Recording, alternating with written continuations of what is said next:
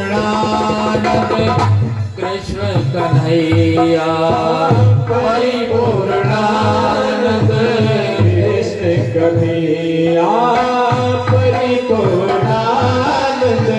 कृष्ण कन्हैया पारी करेंगे प्रभु सबके नैया पार करेंगे प्रभु सबकी नैया पार करेंगे प्रभु सबकी नैया सबके हृदय में नारायण प्रभु सबके हृदय में भक्ति जगाओ प्यारे राधे श्याम सबके हृदय में भक्ति जगाओ प्यारे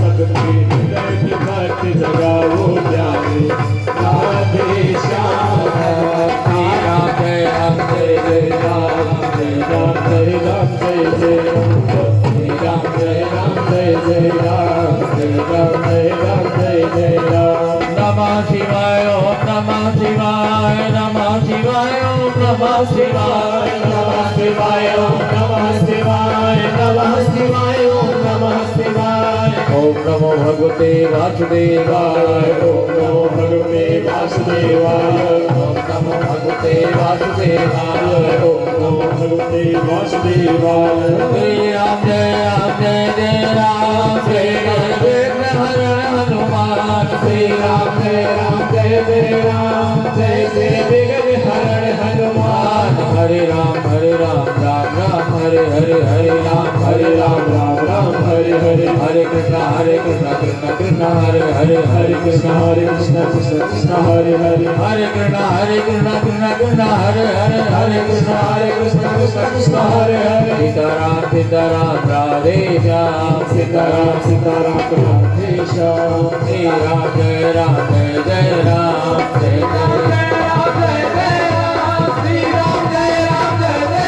सीताराम जय सीताराम सीताराम जय सीताराम राधे श्याम जय राधे श्याम राधे श्याम जय राधे श्याम जय हनुमान जय जाके बोलो सीताराम जय सीताराम राधे श्याम जय राधे श्याम सीताराम जय सीताराम राधे श्याम जय राधे श्याम श्री राम जय जय राम जय जय विघ्न हरण हनुमान श्री राम जय राम जय विघ्न हरण हनुमान जय श्री विघ्न हरण हनुमान जय श्री विघ्न हरण हनुमान बोलिए हनुमान जी महाराज की जय जय श्री राम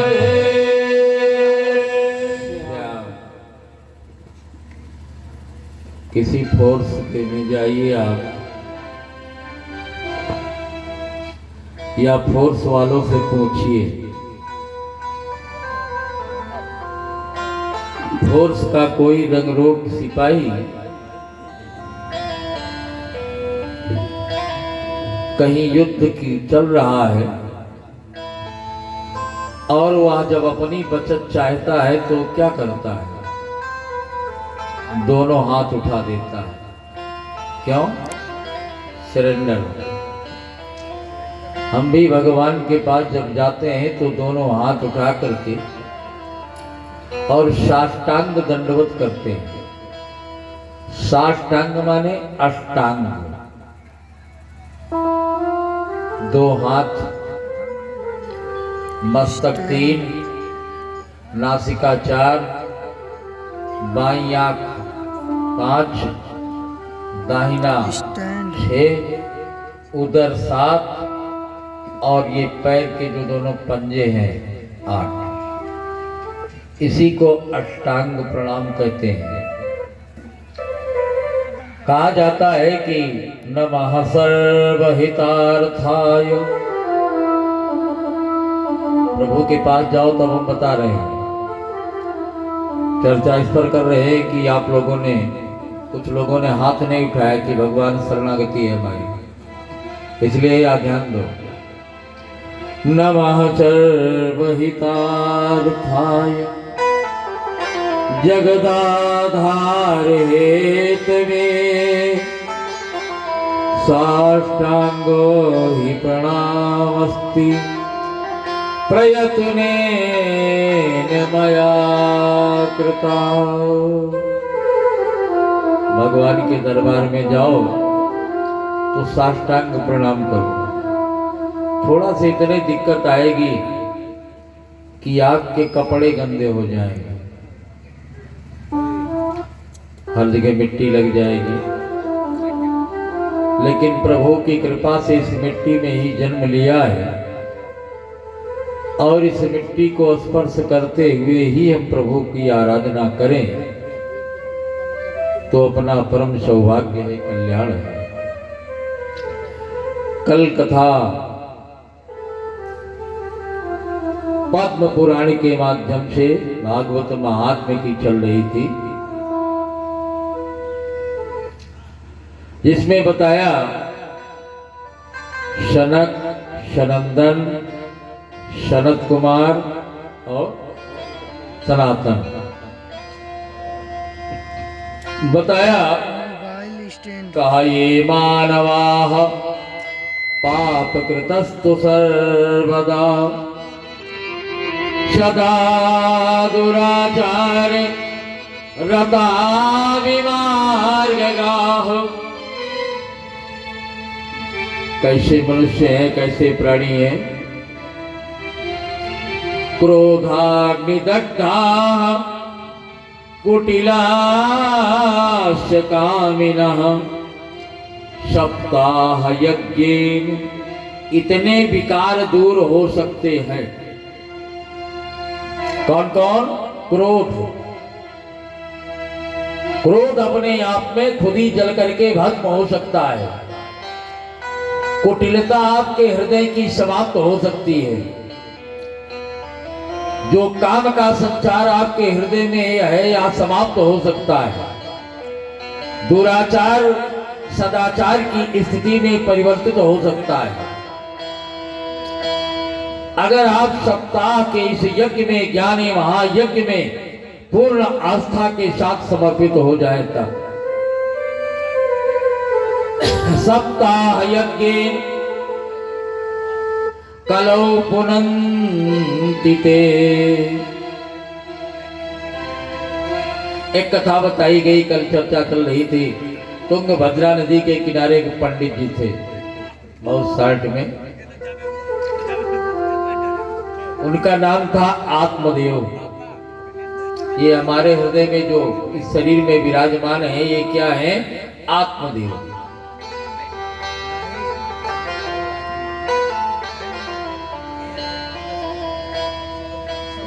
मानवीकरण किया गया।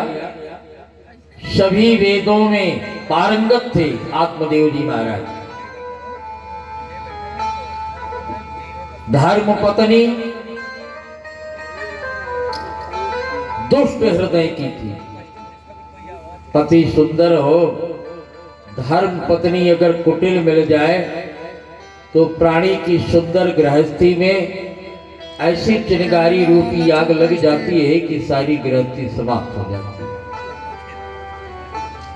इसीलिए हर जगह शास्त्रों में बताया गया है कि माताओं को यह चाहिए कि एकदम दिव्य भाव से अपने पति के साथ रहने की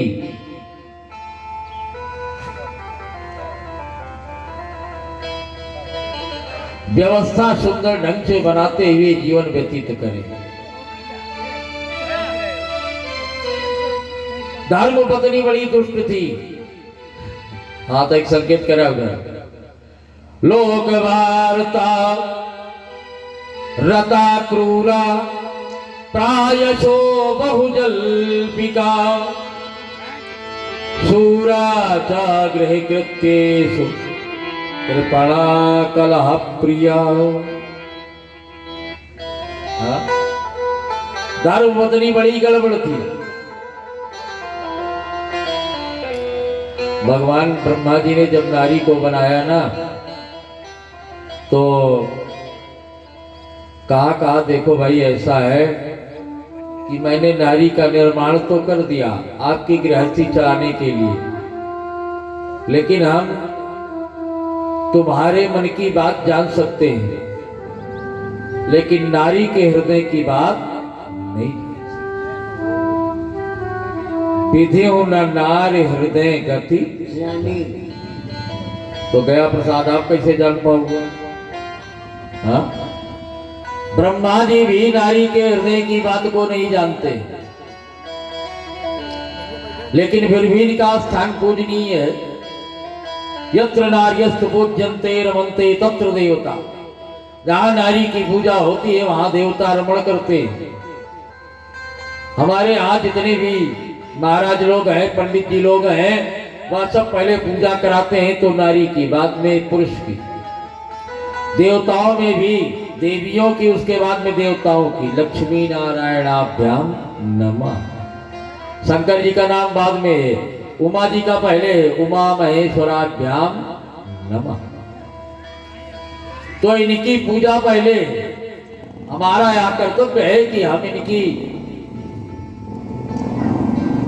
कल्लू कर्म शुरू होगी तो बोला ले बैठ जाओ जल्दी से। तो इस प्रकार से वह धर्म पत्नी अर्धांगिनी, अब कथा की तरफ मन लगाओगे। धर्म पत्नी अर्धांगिनी पंडित जी महाराज की बड़ी दुष्ट थी। नाम उसका था धुंधुली। धुंधुली माने काली मां, अंधियारी, अंधकार। फिर भी पंडित जी महाराज इतने संतोषी थे कि कोई बात नहीं, अगर हमको धर्मपत्नी गड़बड़ भी मिल गई है तब भी हम अपना जीवन यापन करेंगे, कोई दिक्कत नहीं। महाराज जी संतोष करके अपना जीवन यापन कर रहे हैं धुंधुली के साथ, और ऐसा हर पुरुष को करना भी चाहिए। बाकी में जो आकर प्राप्त हो गया उसी में जीवन बिताओ। लेकिन सबसे बड़ा एक कष्ट यह था कि महाराज जी के, पंडित आत्मदेव के कोई संतान नहीं। परिवार बड़ा सुंदर हो, अगर एक संतान ना हो, एक पुत्र ना हो, तो विचार कीजिए कि वह पुरुष जीवन भर सोचते सोचते मृत्यु को प्राप्त हो जाएगा, परंतु उसकी वह अभिलाषा पूर्ण नहीं हो। सबसे बड़ा कष्ट है। पंडित जी महाराज ने बहुत दान किया, चांदी, सोना, गाय, और जब दान करते करते थक गए, पुत्र प्राप्त के लिए पुत्र नहीं मिला, तो यह निश्चय किया कि हम जाकर के नदी में डूब करके मर जाए। नदी के किनारे महाराज जी पहुंच गए। ब्राह्मण देवता डूबने का विचार किया कि कूद जाऊं, तब तक एक महात्मा जी दिखाई पड़े। भगवान श्रीमन नारायण एक महात्मा का स्वरूप धारण करके ब्राह्मण देवता के पास चले आ रहे हैं, और दूर से ही देख करके पुकारा, है ब्राह्मण महाराज रुको जाए। ब्राह्मण श्रेष्ठ है, लेकिन अगर उत्तम कर्म कर रहा है तो क्या एक चेतावनी। ब्राह्मण को लोग किस लिए खिलाते हैं? क्या बात है, तेरे ही में खिलाते हैं। कोई भी कार्यक्रम हो जाए ब्राह्मण को पहले खिलाते हैं। क्यों? क्योंकि ब्राह्मण जो है वो ब्रह्मा जी के मुख से उत्पन्न हुआ है। ब्राह्मण स्वर्गवासी, और ब्राह्मण के शरीर में जाने वाला जो भी अन्न पदार्थ है वह साक्षात ब्रह्म को प्राप्त होता है, और ब्रह्म आपका कल्याण करते हैं, इसलिए ब्राह्मण को हम लोग खिलाते हैं। ब्राह्मण देवता को ललकारा, बड़े भाव से रुको महाराज रुको। पास में पहुंचे तो रोते रोते ब्राह्मण देवता ने महाराज जी के चरणों को पकड़ लिया। कहा, महाराज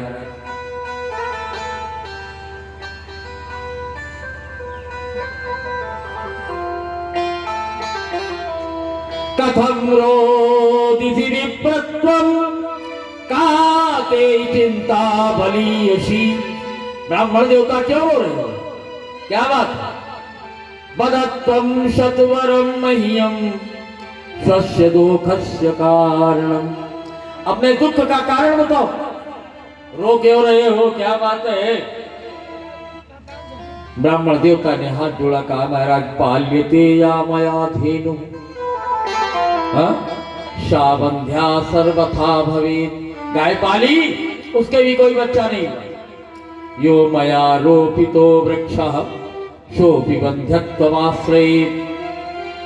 महाराज वृक्ष लगाए लेकिन एक भी फल उसमें नहीं लगा। आम का वृक्ष बड़ा बढ़िया लगाया लेकिन उसमें बौरे नहीं आया, उसमें फल नहीं हुआ। क्या करें महाराज, बहुत दान किया लेकिन मेरी समझ में बात नहीं आती, एक संतान नहीं हुई, इसलिए इस नदी में कूद करके अपने प्राणों को समाप्त करना चाहता हूं। और हाथ जोड़ करके महात्मा जी से प्रार्थना किया, क्या भगवान है ऐसा कौन जतन जिसका कर चुका विधान नहीं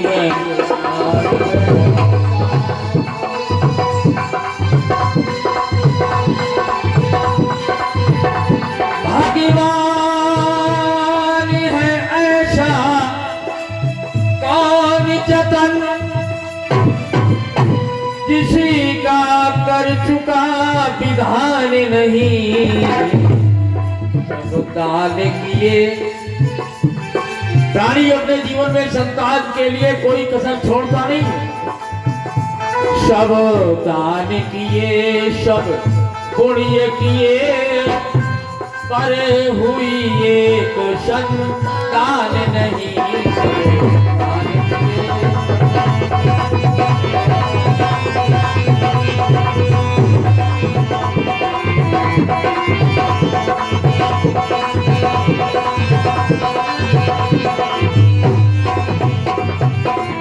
भावी का ऐसा चक्कर है या भाग्य कहीं भी जगह नहीं। अवश्य मोह भोक्तव्यम कृतम कर्म शुभाज। महाराज गौ के भी बछड़ा हुआ नहीं, वृक्षों में भी फल लगा नहीं। कृपा कीजिए हमारे ऊपर। महात्मा जी ने बड़े ध्यान से देखा ब्राह्मण देवता के मस्तक को और मस्तक देख करके कहा, ब्राह्मण देवता तुम्हारे प्रारब्ध को मैंने देखा है और तुम्हारे इस जन्म में ही नहीं 7 जन्म तक कोई संतान नहीं। शृणु विप्रमया तेद्य। नहीं बोला ना? अरे इस माइक को चलाओ जी, क्या कर रहे हो? प्रारब्धम तो विलोकितम सप्त जन्मावधितव पुत्रो नैव नैव च। महाराज 7 जन्म तक तुम्हारी संतान नहीं होगी, पुत्र नहीं होगा। और महात्मा ने समझाया, हमको जरा बताओ जितने लोग बैठे हो, संतान से किसको सुख मिला? कोई भी माता पिता कौन ऐसा है जिसने संतान से सुख प्राप्त किया? संतान का आगमन पेट में ही हुआ कि दुख आना शुरू हो गया। सगर महाराज तो उनके 60,000 समाप्त हो गए। और चित्रकेतु जी महाराज थे, उनकी भी यही स्थिति हुई। आग ताप रहे थे, एक कंडा का टुकड़ा था, उसको उठा करके आग पर रख दिया। और महाराज जी के कम रानियां नहीं थी, 1 करोड़ रानियां थी।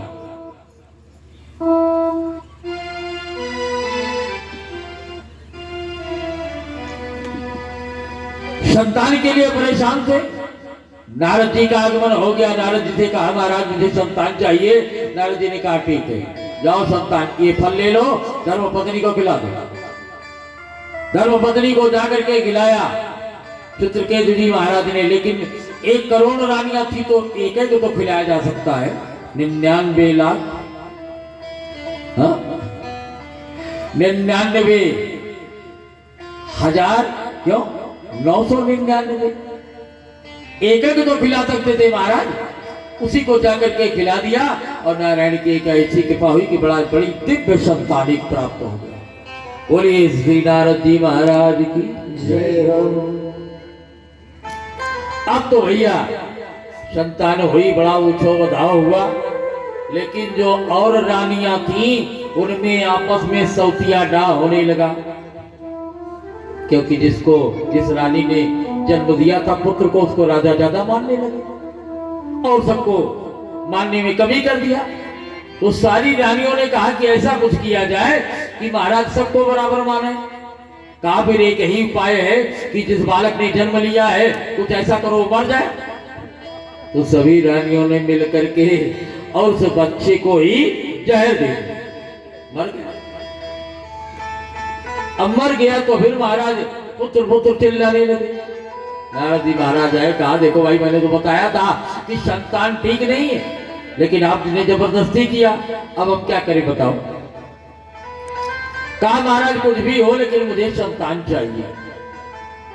कहा फिर संतान को तुम्हारे हम जीवित कर देते हैं, लेकिन वो संतान जो कुछ कहेगा तुम्हें मानना पड़ेगा, ये सब कहेंगे।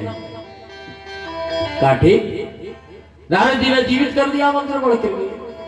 संतान जगी और उसने कहा कि कौन किसका पिता कौन किसका पुत्र, ये तो संसार का लेखा जोखा है। महाराज कोई किसी का सगा नहीं है, हम आज पुत्र हैं और कल उस जन्म में पिता के रूप में हो जाएंगे, या कोई निश्चितता नहीं है। कहा और भी जान लीजिए कैसे मरे तुम। कहा महाराज आपकी अन्य रानियों ने मुझे विष दे दिया, जिसके कारण मैं मृत्यु को प्राप्त हो गया। और महाराज ने यह दुख क्यों भोगा, क्योंकि जो कंडे का टुकड़ा उठा करके आग पर रखा था उसमें उतनी चींटियां थी जितनी जो रानियां थी, यही पहले चींटियां थी, उसमें जल करके भस्म हो गई, पाप हो गया था। तो संसार में यही बड़ी विचित्रता है। महाराज ब्राह्मण देवता रोने लगे। सन्यासी ने कहा देखो भाई ऐसा है कि फल दे रहा हूं, जाकर के अर्धांगिनी को खिलाओ, संतान होगी, ज्यादा परेशान हो तो। ले गए, फल ले जाकर के धुंधली को दिया, धुंधली ने फल प्राप्त किया और उसकी बहन भी पास में बैठी थी धुंधली की। फल दे करके महाराज चले गए, किसको खा लेना। कहा महाराज ठीक है मैं पूजा पाठ करके खा लूंगी। और बहन जो पास में बैठी थी उससे कहने लगी, वो धुंधली बहन देखो ये फल नहीं आया है मेरे लिए पुत्र होने के लिए, मेरी जान लेने आया है, कितना कष्ट मिलेगा। इस फल को खा लूंगी तो उधर में संतान आएगी, चल फिर नहीं पाऊंगी, करवट नहीं ले पाऊंगी, सोते समय भोजन नहीं कायदे से कर पाऊंगी, नाना प्रकार की परेशानी होगी। तो बहन ने कहा, बहन एक कई बात है। कहा क्या।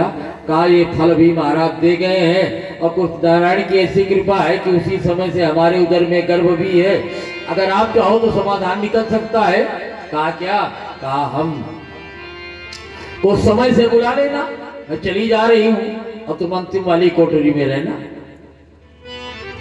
बड़े भाव के साथ आऊंगी मैं, और जो मेरा पुत्र होगा तुम्हें दे दूंगी और तुम अपना पुत्र बता देना। और आत्मदेव पंडित जी महाराज को संतोष हो गया। पुत्र का ट्रांसफर आजकल नहीं हो रहा है, बहुत पहले से हो रहा है, हो गया। समय आया, सुंदर संतान की प्राप्ति, उस फल को ले जाकर के गाय को खिलाया था, इसलिए गाय के सुंदर बढ़िया एक दिव्य पुरुष बालक उत्पन्न हुआ। केवल कान गाय के थे पर इतने अंतर, बाकी सर्वांग सुंदरता हुआ। और बहन जो आ गई, जो उसका पुत्र हुआ उसी को बताया धुंधली ने, तो उसका नाम धुंधकारी रखा। अब ये सब आत्मदेव पंडित जी महाराज ने नामकरण भी किया, ऊंचो बधाव भी सुंदर किया। धीरे धीरे पुत्र बड़ा होने लगा, लेकिन संकट, माता की पिटाई करने लगा, पिता की पिटाई करने लगा, त्रसित हो गए सब लोग। एक दिन पिता को पीटा तो पिता आकर के गोकर्ण के पास मिला, कहा बताइए क्या करें हम। गोकर्ण ने समझाया, कहा पिताश्री देहे सीमांश रुधिरे धीमति त्वया त्वं जाया सुतादिषु सदा ममतां विमुञ्चो पश्यानिशं जगदिदं क्षणभङ्गनिष्ठं वैराग्यरागरसिको भवभक्तिनिष्ठः। वैराग्य से ओतप्रोत होते हुए पिताजी आप चले जाइए जंगल में भगवान का भजन कीजिए, और जंगल में जाने के बाद एक काम और कीजिएगा। कहा क्या? क्या एवं श्रुतोक्ति वशतो विग्रहम विहाय, घर छोड़ दो। जितने लोग वृद्ध हो जाए उनको सबको घर छोड़ देना चाहिए,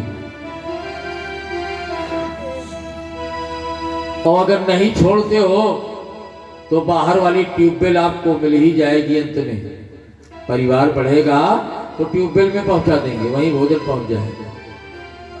ऐसा कुछ समय आ गया है, चक्र आ गया है काल का, कि वृद्धों से नाती भी बात नहीं करना चाहता। वृद्ध चाहता है कि नाती मुझसे बात करे, सारा समाचार बताए, पुत्र मुझसे बात करे, लेकिन पुत्र और पुत्र का पुत्र दोनों की वही दशा है कि घर पर पहुंचते हैं तो बैठे रहो चुपचाप। ये समय आ गया, हम ममता के माया के मोह में जकड़े हुए हैं, और वह है कि मुझसे मोह नहीं कर रहा, मोह नहीं कर रहा, पुत्र मोह नहीं कर रहा, तो अपनी उस ममता को त्यागना चाहिए। यही समझाया। कहा गृहम में आय या तो वनो स्थिर मतेरगत खष्टि वर्षा, चले जाओ खूब बढ़िया तपस्या करो। खष्टि वर्षा 6 वर्ष तक क्या करना है? युक्तो हरेर नुदिनम, समाज को शिक्षा दिया, संसार के प्राणियों मैं जो बता रहा हूं उसको करना चाहिए सबको। कहा क्या? कहा अपने जीवन में वृद्धावस्था आने पर 6 वर्ष तक क्या करना चाहिए? युक्तो हरेर नुदिनम परिचर्याशो, और भागवत के 10म स्कंद का पाठ नित्य प्रति करना चाहिए, रोज करना चाहिए। श्री कृष्ण मापनीयतम 10मस्य पाठात्, भक्ति जागृत हो जाएगी, भगवान की शरण मिल जाएगी। गोकर्ण जी महाराज के ने समझाया, आत्मदेव पंडित जी को ज्ञान हुआ, वो तो जंगल में चले गए। अब माँ बची, माँ के ऊपर डंडा लेकर के प्रहार करने को उद्यत हुआ। कहा भी मारूंगा, माँ ने डर के मारे बताया। धन मांगा, कुसंगति बढ़ गई। जिसकी कुसंगति बढ़ जाती, चाहे जितना बड़ा धन हो, लेकिन सब नष्ट कर देता है वो। हाँ कैसे व्यसनी व्यसनी धन सोबगति व्यभिचारी, व्यसन को कितना भी धन दिया जाए लेकिन समाप्त। आज वही स्थिति हो गई। माता पर आया तो माता ने माता से धन मांगा, भैया ने कहा कल दे दूंगी, और रात में बेचारी डर के मारे, पुत्र की मार के डर के मारे कुएं में गिर करके अपनी प्राणों की आहुति दे, मर गई।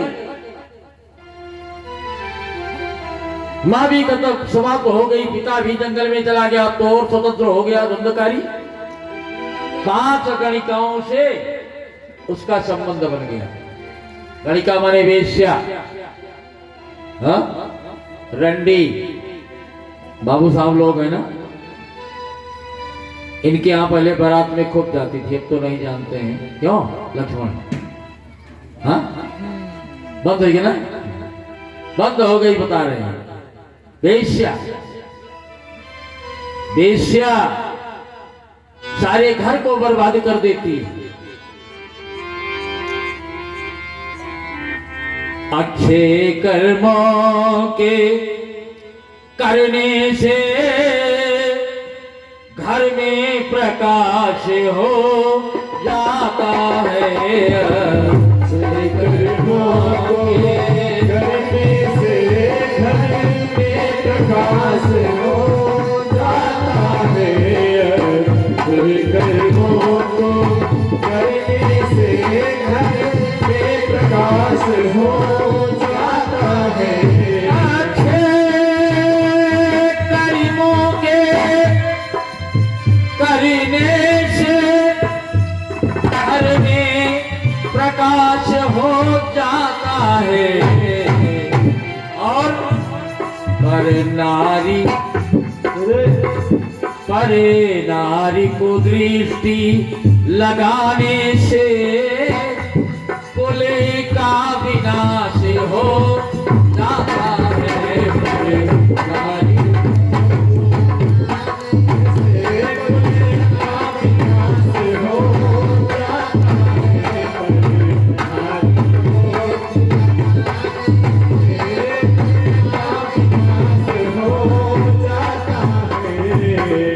वृंदावन बिहारी लाल की। अच्छे कर्मों के करने से कुल का घर में प्रकाश हो जाता है, पर नारी को दृष्टि लगाने से कुल का विनाश हो जाता है। अपने को अगर आप सुरक्षित रखना चाहो, वो स्वामी जी महाराज ने बहुत बढ़िया बताया। कैसे?